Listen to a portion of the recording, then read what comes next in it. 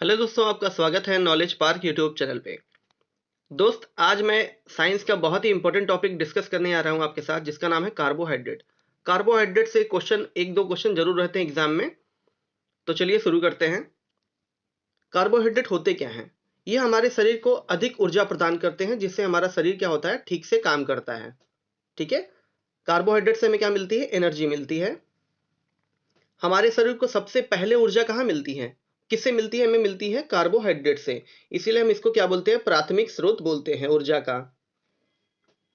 अगर आपसे पूछा जाए सर्वाधिक कार्बोहाइड्रेट किस चीज में पाया जाता है, तो वो होता है हमारा चुकंदर व गन्ना में सर्वाधिक कार्बोहाइड्रेट पाया जाता है।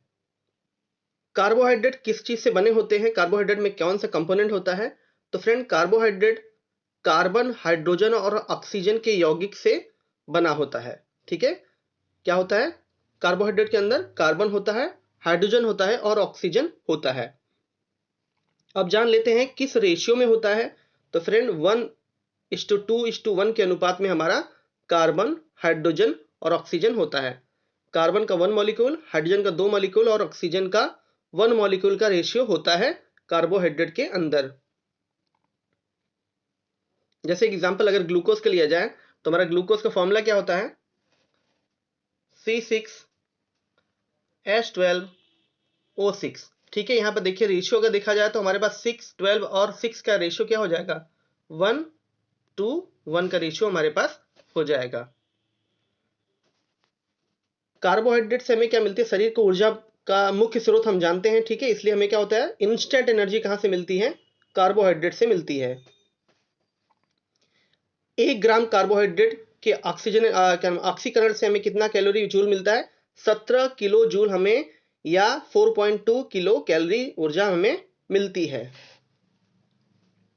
कार्बोहाइड्रेट हमारे भोजन की कुल ऊर्जा में से लगभग 50 से 75% क्या होता है? ऊर्जा होता है कार्बोहाइड्रेट से ही आता है हमें।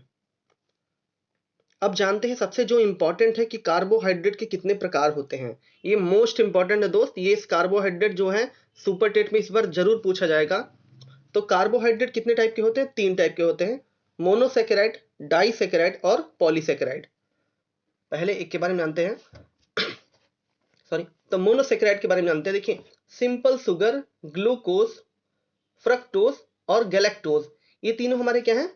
मोनोसेकेराइड होते हैं।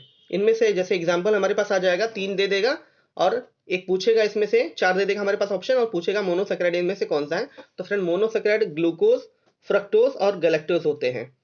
डाइसेकेराइड की बात करें तो डाइसेकेराइड में माल्टोज आता है, सुक्रोज आता है और लैक्टोज आता है। और पॉलीसेकेराइड में क्या होते हैं? स्टार्च होता है, सेलुलोज होता है और ग्लाइकोजेन होता है। एक बार मेरे साथ रिपीट कीजिए। मोनोसेकेराइड कौन से होते हैं? ग्लूकोज होता है, फ्रक्टोज होता है और गैलेक्टोज होता है। डाइसेकेराइड माल्टोज, सुक्रोज, लैक्टोज होता है। पॉलीसेकेराइड में कौन से होते हैं? स्टार्च होते हैं, सेलुलोज होते हैं और ग्लाइकोजेन होते हैं। ये इंपॉर्टेंट है, आप चाहे ट्रिक के माध्यम से याद कर लीजिए, बट इसको जरूर से एग्जाम में आएगा। एग्जाम में इस बार पक्का है, तो आप इसको जरूर से पढ़ लीजिएगा। अब जानते हैं एक एक के बारे में। मोनोसेकेराइड, ये सभी कार्बोहाइड्रेट में सबसे अधिक सरल होते हैं। ठीक है। ये क्या होते हैं? सबसे सरल होते हैं कार्बोहाइड्रेट में, जैसे हमारा ग्लूकोज, फ्रक्टोज और गैलेक्टोज। मोनोसेकेराइड इसका आधार, ठीक है, इसका सूत्र क्या होता है? CH2ON। ठीक है, CH2ON होता है मोनोसेकेराइड में। जैसे एग्जांपल उसके देखा जाए तो हमारा ट्रायोल होता है, टेट्रोज होता है, पेंटोज होता है, हेक्टोज होता जाता है। ये सभी क्या है? मोनोसेकेराइड के एग्जांपल हैं। ग्लूकोज सबसे अधिक महत्वपूर्ण मोनोसेकेराइड है। ठीक है। आपको भी पता होगा कि ग्लूकोज क्या है? मोस्ट इंपॉर्टेंट जो एनर्जी हमें मिलती है, कहाँ से मिलती है? इंस्टेंट एनर्जी ग्लूकोज से मिलती है। यह मुख्य तरीके से हमें किस फलों में मिलता है? अंगूर में और शहद से हमें प्राप्त होता है। यह हमारे शरीर को तुरंत ऊर्जा देता है। फ्रक्टोज के बारे में जानते हैं। फ्रक्टोज अन्य सेकेराइड की तुलना में बहुत धीरे धीरे शरीर में कोशिकाओं द्वारा प्रसूचित होता है। ठीक है। शरीर में पहुंचते ही तुरंत ग्लाइकोजन में परिवर्तित हो जाता है। डाइसेकेराइड के बारे में जानते हैं। डाइसेकेराइड क्या होते हैं? यह मोनोसेकेराइड के 2 अणुओं से मिलकर बने होते हैं। जैसे एग्जांपल क्या हो गया? माल्टोज, सुक्रोज और लैक्टोज। किसके एग्जांपल है? डाइसेकेराइड के। डाइसेकेराइड का जो हमारा फॉर्मूला होता है, आधार सूत्र, ये होता है C12H22O11 होता है। डाइसेकेराइड, कुछ डाइसेकेराइड के एग्जांपल जैसे सुक्रोज हो गया, यह गन्ने, चुकंदर, गाजर आदि मीठे फलों में पाया जाता है। डाइसेकेराइड में माल्टोज, यह स्वतंत्र रूप से नहीं पाया जाता है, यह बीजों की मुख्य जौ होते हैं, शर्करा अर्थात माल्ट शुगर में होती है। ये डाइसेकेराइड में जो हमारा लैक्टोज होता है, लैक्टोज किसके अंदर आता है? डाइसेकेराइड के अंदर। यह शुद्ध दूध में पाई जाती है तथा ग्लूकोज एवं गैलेक्टोज अणुओं के किससे, अगर आपसे पूछा जाए लैक्टोज किससे मिलकर बनता है, तो ग्लूकोज और गैलेक्टोज से मिलकर बना होता है। यह कम मीठी होती है तथा पौधों में पाई जाती है। ये पॉलीसेकेराइड, ये अनेक मोनोसेकेराइड के अणुओं से मिलकर बने होते हैं, जैसे स्टार्च, ग्लाइकोजन और सेलुलोज। इनका आधार सूत्र क्या होता है? C6H11O11O5 होता है। आधार सूत्र क्या होता है? C6H11O5 का एंड मॉलिक्यूल, ठीक है। ये जल में अघुलनशील होते हैं, ठीक है। पॉलीसेकेराइड जो होते हैं जल में अघुलनशील होते हैं, ये पौधों में मुख्य रूप से पाए जाते हैं। ये आवश्यकता पड़ने पर जल अपघटन द्वारा ग्लूकोज में विघटित हो जाते हैं। इस प्रकार ये ऊर्जा उत्पादन के लिए संग्रहित ईंधन का काम करते हैं। जैसे एग्जाम्पल देख लिया जाए तो मांड और स्टार्च क्या होते हैं, इसके एग्जाम्पल होते हैं, ये सभी प्रकार की अनाजों, बहुत सी सब्जियों में विशेषकर आलू, शकरकंद आदि में पाए जाते हैं।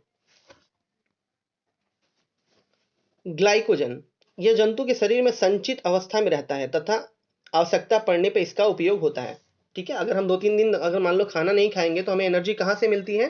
तो इसी ग्लाइकोजन से हमें एनर्जी मिलती है, ठीक है। ये स्टोर्ड एनर्जी होती है ग्लाइकोजन।